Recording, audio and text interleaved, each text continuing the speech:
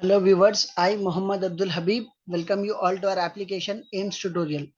In this video, we'll be discussing chapter 5 cash book. Here is the problem. Page number 150, question number 3. Prepare simple cash book as on 31st March 2019.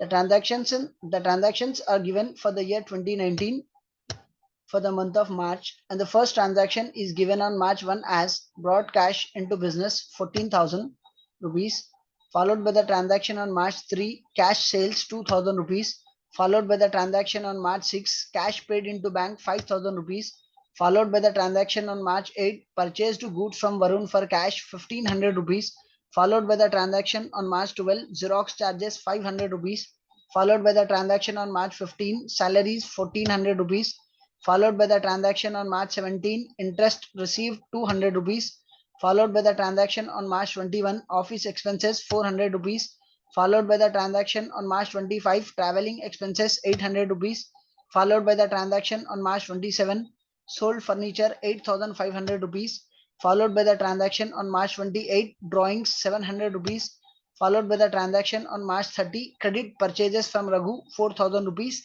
This transaction will not be recorded in cash book as it is a credit transaction. We are purchasing goods and the name of a person is specified. So it is credit transaction. It will not be recorded in cash book. So we'll be writing a note for it that transaction dated March 30 is related to credit purchase of goods. Hence it is not recorded in cash book. Then coming to the last transaction for the problem, which is on March 31st, purchases 3,000 rupees. So this was the question, and we are asked to prepare simple cash book as on 31st March 2019. So here is our solution. Simple cash book as on 31st March 2019.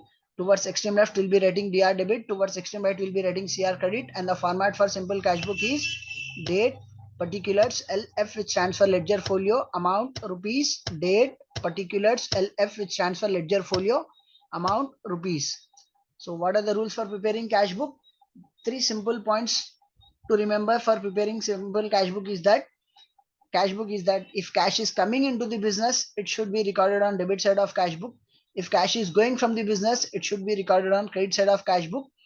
Credit purchase of goods should not be recorded in cash book, or credit sale of goods should not be recorded in cash book. So let us start the solution. The first transaction is given on 2019 March 1 as brought cash into business 14,000 rupees. Brought cash into business means cash is coming into the business, and the investment which is done into the business, or the cash which has been invested into the business, it will be termed as capital. So as cash is coming into the business, it will be debited as 2019 March 1 to capital account, and the amount will be taken as 14,000 in amount column.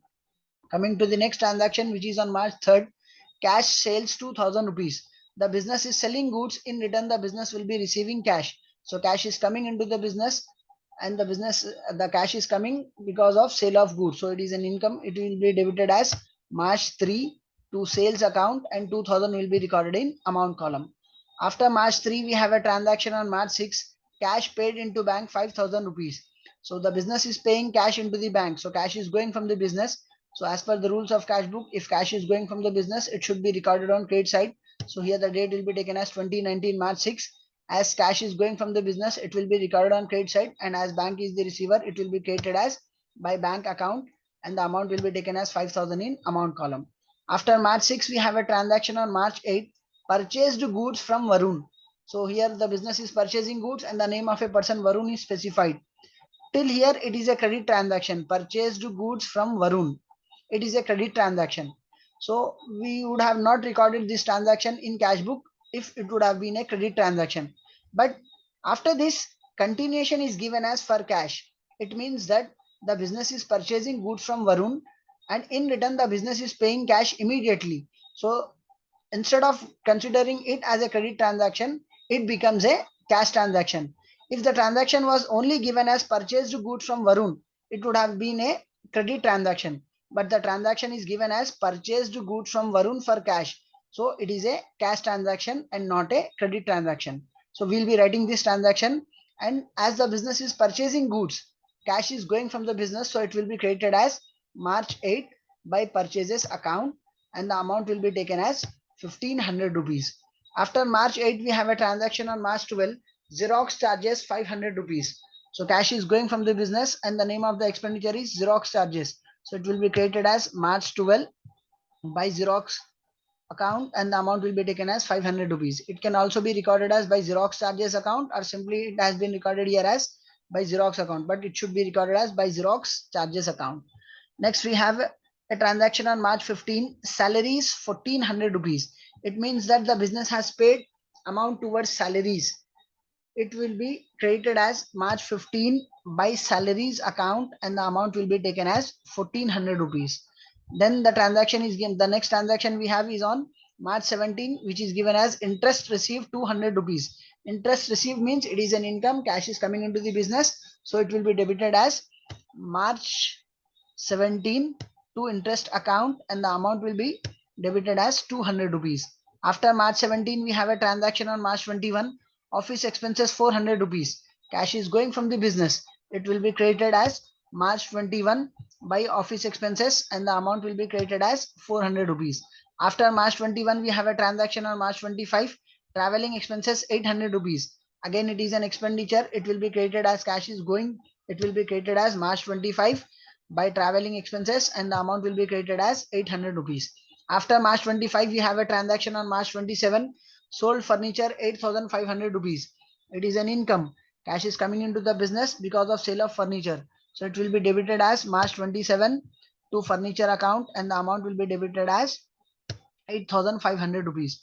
Then we have a transaction on March 28 as drawings 700 rupees. It means the owner of the business has withdrawn cash from his business for his personal use. So cash is going from the business. It will be credited as March 28 by drawings account and the amount will be taken as 700 on credit side. Always remember that when the amount has been invested into the business, cash is coming into the business, it will be termed as capital and it will be recorded on debit side in cash book. Whereas when owner has withdrawn cash from the business for personal use, cash is going from the business, it will be termed as drawings and drawings will always be recorded on credit side of cash book.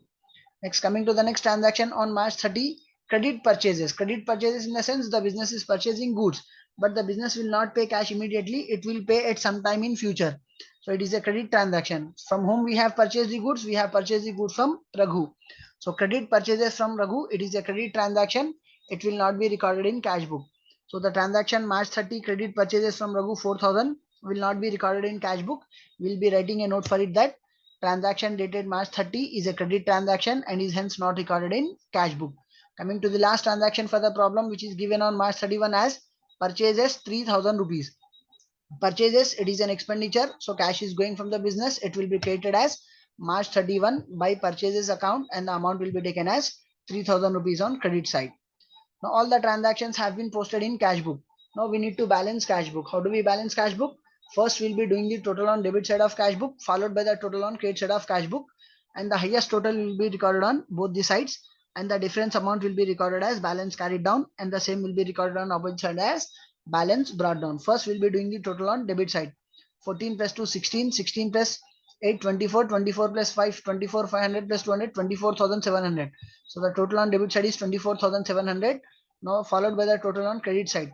The total on credit side is 5 plus 1 6, 6 plus 1 7, 7 plus 1 8, 8,800, 9,600, 10,300, 13,300. The total on credit side is 13,300. The total on debit side is 24,700, whereas the total on credit side is 13,300. So 24,700 is more than 13,300. So 24,700 will be recorded on both the sides of cash book. 24,700 will be recorded on credit side of cash book as well as 24,700 will be recorded on debit side of cash book. Now the small amount will be subtracted from the big amount. So 13,300 will be subtracted from 24,700. So 700 minus 300, 400, 24 minus 13, it would be 11. So the difference amount is 11,400. So there is a shortage of amount of 11,400 on credit side of cash book. So here it will be recorded as 11,400 and it will be balanced as by balance carried down and the date for this will be taken as the last day for the month of March.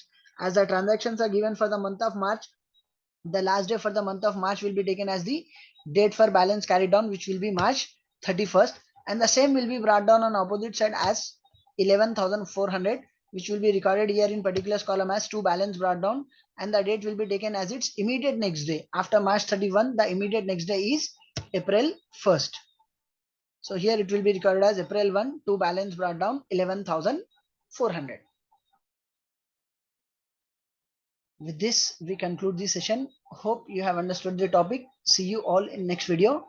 Thank you.